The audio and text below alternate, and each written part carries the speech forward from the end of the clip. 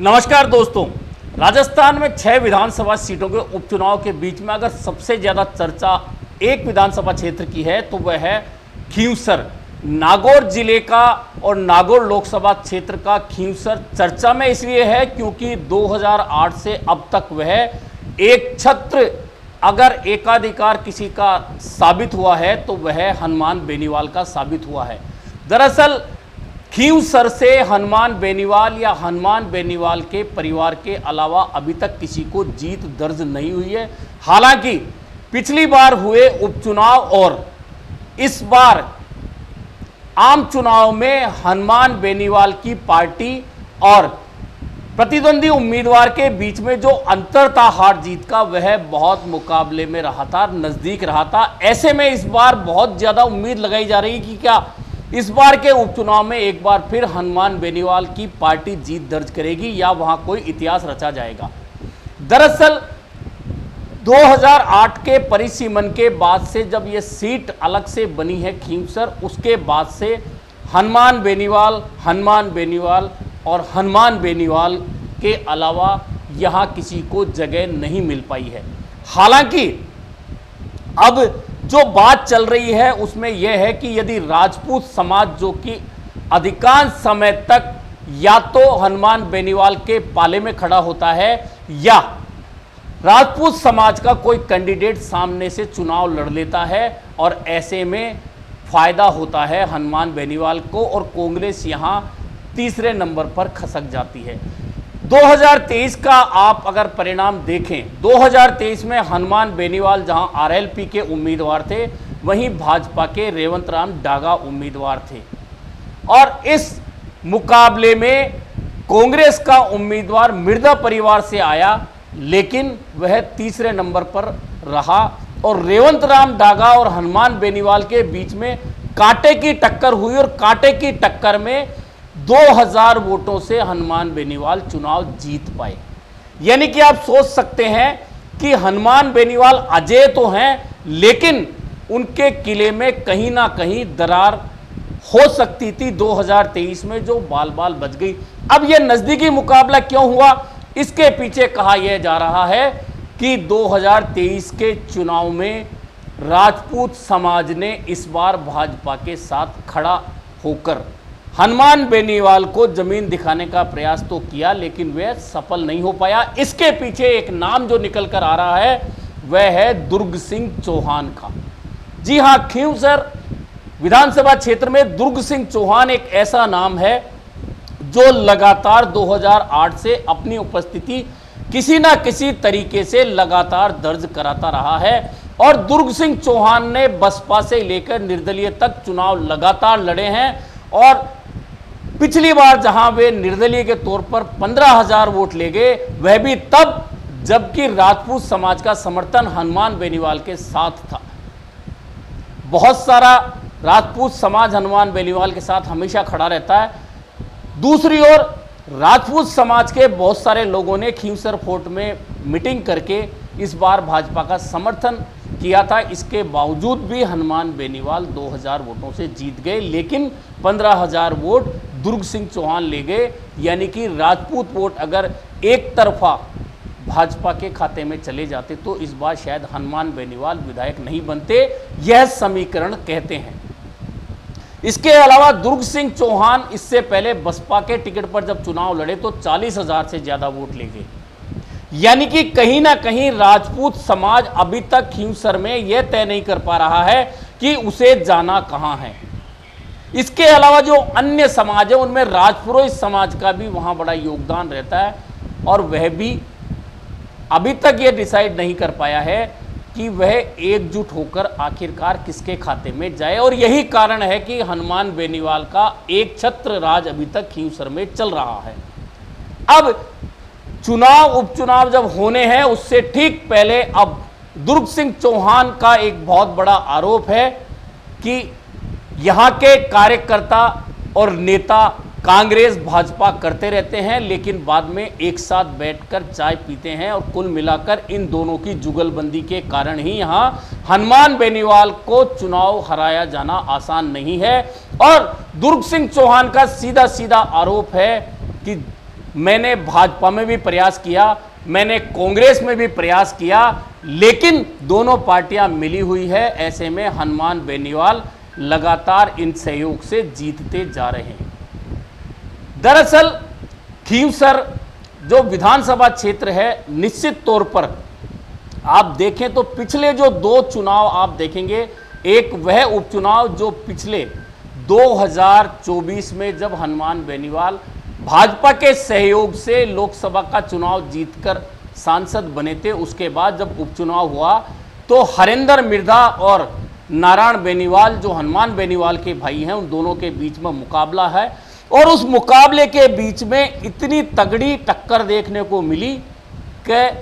4,000 साढ़े 4,000 के आसपास नारायण बेनीवाल की जीत हो पाई। इसके बाद में 2023 का चुनाव देखें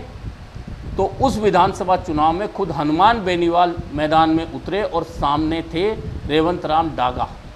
दोनों के बीच में बड़ा कड़ा मुकाबला देखने को मिला और हनुमान बेनीवाल की जीत सिर्फ 2,000 वोटों से हुई। यानी कि 2019 और 2024 के बीच का जो अंतर है, 2023 के विधानसभा चुनाव का जो अंतर है, वह घटकर सिर्फ 2,000 का रह गया। यानी कि आरएलपी का जो गढ़ कहा जाता है खींवसर, उसमें हनुमान बेनीवाल को जीतने में भी पसीने आ गए और वह भी तब जब राजपूत समाज 2 स्थानों पर बट गया। यानी कि बहुत सारा हिस्सा भाजपा के खाते में गया तो 15,000 वोट दुर्ग सिंह चौहान ले गए। अब चूंकि उपचुनाव फिर होना है तो सबसे पहले तो आरएलपी का झंडा कौन उठाएगा उम्मीदवार के रूप में, यह बहुत महत्वपूर्ण है, क्योंकि 2 चेहरे हनुमान बेनीवाल के परिवार से जिनकी चर्चा है कि नारायण बेनीवाल जो हनुमान बेनीवाल के भाई हैं, क्या वे फिर से उम्मीदवार होंगे, क्या उपचुनाव में उन्हें फिर से आरएलपी का उम्मीदवार बनाकर हनुमान बेनीवाल विधायक बनाकर विधानसभा में भेजना चाहते हैं। दूसरा इस बार नाम उभरा है हनुमान बेनीवाल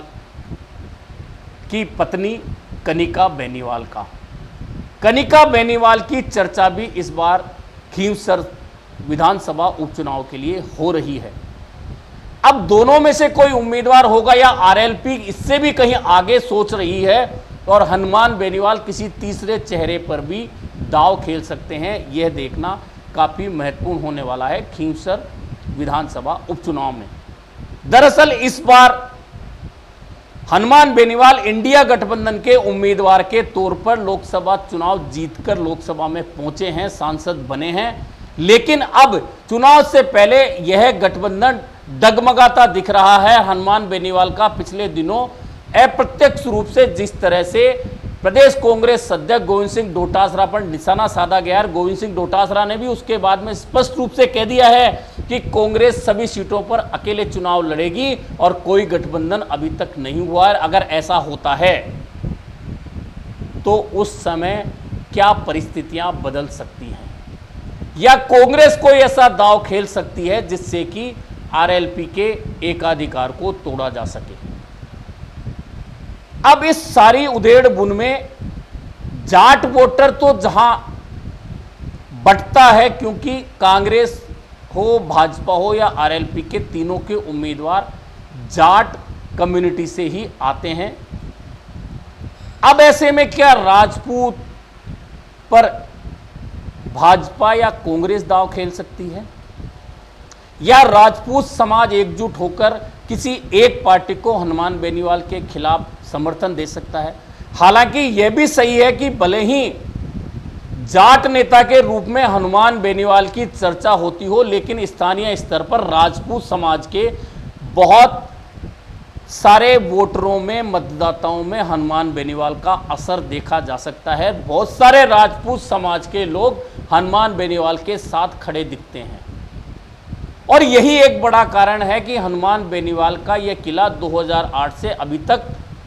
अभेद्य बना हुआ है। लेकिन क्या अभेद्य किले को तोड़ने के लिए इस बार भाजपा या कांग्रेस कोई नई रणनीति बनाकर मैदान में उतर सकती है? क्योंकि अभी तक इंडिया गठबंधन का उम्मीदवार ही खींवसर में उतरेगा, यह तय नहीं है। लेकिन यह चुनाव रोचक तो वहां से होगा कि सबसे पहले तो आरएलपी उम्मीदवार क्या बेनीवाल परिवार में से नारायण बेनीवाल या कनिका बेनीवाल को बनाती है, या किसी नए चेहरे को लाकर यह संदेश देती है कि आरएलपी परिवारवाद से अलग हटकर कार्यकर्ताओं को भी मौका दे सकती है। इन सारी उधेड़-बुन के बीच में चर्चा यह है कि इस बार भी क्या दुर्ग सिंह चौहान, जो लगातार चुनाव लड़ते आ रहे हैं खींवसर से, वे फिर से किसी पार्टी का टिकट लेकर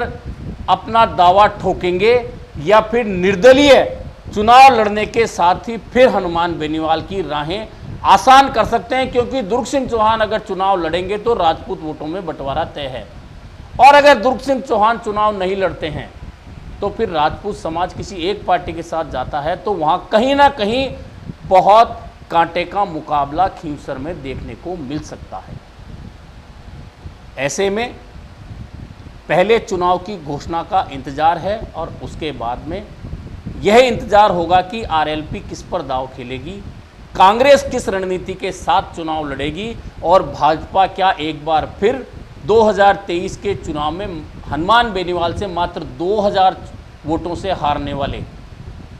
रेवंत राम डागा पर ही दांव खेलती है, या फिर किसी और को मौका देती है। कुल मिलाकर खींवसर में इस बार हनुमान बेनीवाल का किला जो अभेद्य है उसे भेदने की कोशिशें जरूर होंगी, और क्या वे कोशिशें कामयाब होंगी, या फिर एक बार फिर अपना अभेद्य किला बचाते हुए आरएलपी के किसी उम्मीदवार को खींवसर से जीत मिलती है। अभी के लिए इतना ही, फिर मिलेंगे नए मुद्दे पर चर्चा के साथ।